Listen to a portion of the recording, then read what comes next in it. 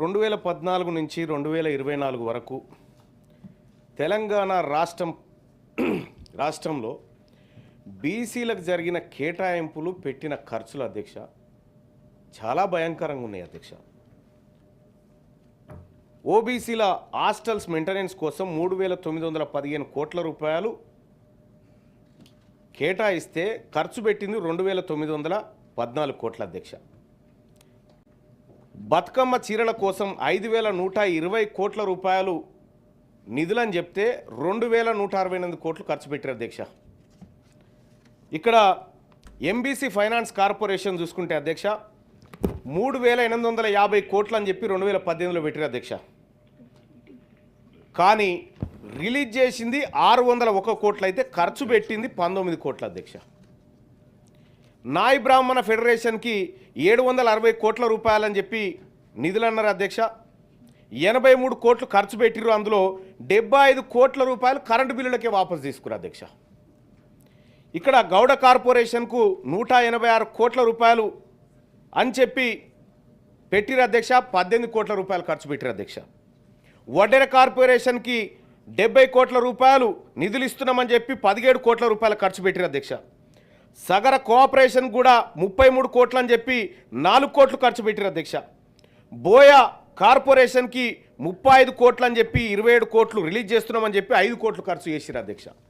ఇట్లా ఎంబీసీలకు సంబంధించిన విషయంలో కూడా అధ్యక్ష అనేక కార్పొరేషన్లు పెట్టి వాటికి భారీగా నిధులు ఇస్తున్నామని 10 సంవత్సరాల పాటు మా వర్గాల ప్రజలను చీట్ చేసిరు అధ్యక్ష.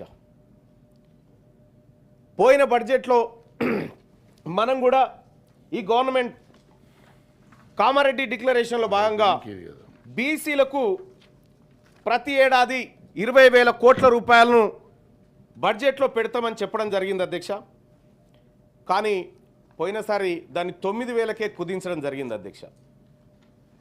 దయచేసి తమరి ద్వారా ప్రభుత్వానికి గౌరవ ముఖ్యమంత్రి గారికి తెలియజేయదలుచుకున్న అధ్యక్ష, పోయినసారి పెట్టలేకపోయినటువంటి నిధులను ఈసారి పెట్టాల్సినటువంటి మన మేనిఫెస్టో ప్రకారం చెప్పినటువంటి 20,000 కోట్ల నిధులను పెట్టి ఇటీవల కాలంలో రాష్ట్ర ప్రభుత్వం కూడా లెక్క అనుకుంటుంది కాబట్టి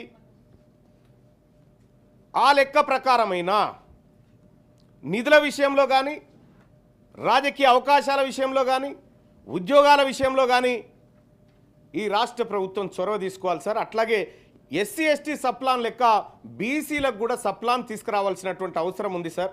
ఆ విషయాన్ని తమ ద్వారా రాష్ట్ర ప్రభుత్వానికి తెలియజేస్తా ఉన్నాను సార్.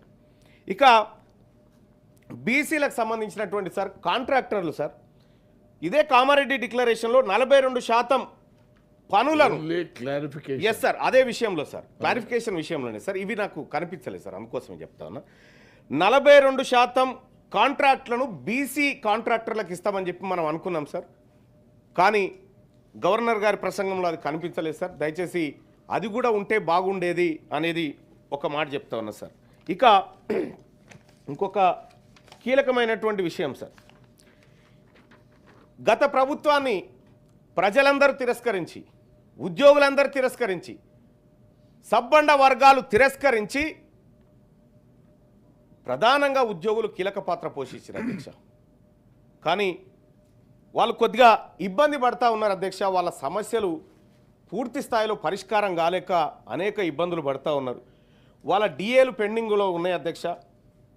ఉద్యోగుల పెండింగ్ బిల్లులు చాలా కాలంగా చెల్లింపులు లేకుండా అట్లా పేరుకపోతూ ఉన్నాయి. రిటైర్ అయినటువంటి ఉద్యోగి ఏడాది కాలం నుంచి బెనిఫిట్స్ కోసం ఎదురు చూస్తూ ఉన్నాడు అధ్యక్ష. ఇట్లా అనేక రకాలైనటువంటి సమస్యలు మనల్ని నమ్ముకున్నటువంటి అంటే మనం ఏదైతే ప్రజలకు హామీ ఇచ్చినామో ఆ హామీలను నమ్ముకున్నటువంటి ప్రజల నుంచి వస్తున్నటువంటి ప్రశ్నలు అధ్యక్ష.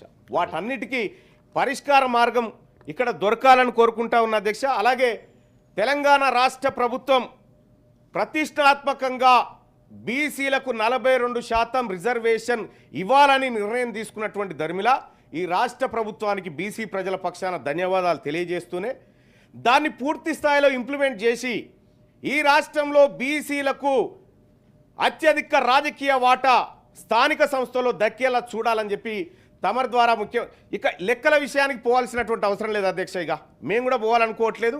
రాష్ట్ర ప్రభుత్వం ఏదో లెక్క అంటుంది, మేము గౌరవిస్తున్నాం.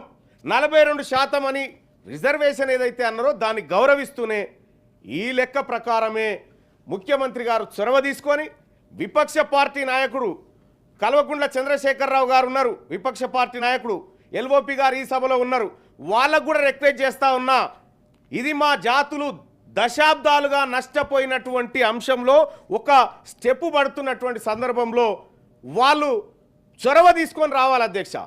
అలాగే భారతీయ జనతా పార్టీ కూడా రిక్వెస్ట్ చేస్తా ఉన్నాం అధ్యక్ష, ఇక్కడి నుంచి నిజంగా మా బీసీల పట్ల ప్రేమ కనుక ఉంటే, మా బీసీల పట్ల ఈ దేశంలో ఉన్నటువంటి పార్టీలకు ప్రేమ ఉంటే ఖచ్చితంగా 42% రిజర్వేషన్ అమలు చేయడం కోసం అందరూ కలిసి అఖిలపక్షంగా ప్రధానమంత్రి నరేంద్ర మోడీ గారి దగ్గరికి పోవాలి, కేంద్ర ప్రభుత్వం దగ్గరికి పోవాలి, పోయి మెప్పించాలి.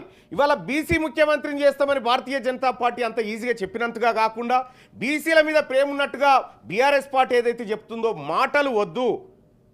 మా కోసం ఇవాళ ఈ సభలలో దశాబ్దాలుగా అన్ని కోల్పోయినటువంటి బీసీల కోసం దయచేసి జరుగుతున్నటువంటి మంచి కార్యక్రమంలో విపక్ష పార్టీలు అందరూ సహకరించాలని రిక్వెస్ట్ చేస్తా ఉన్నా అధ్యక్ష. దానికి రాష్ట్ర ప్రభుత్వం చొరవ తీసుకోవాలి అధ్యక్ష.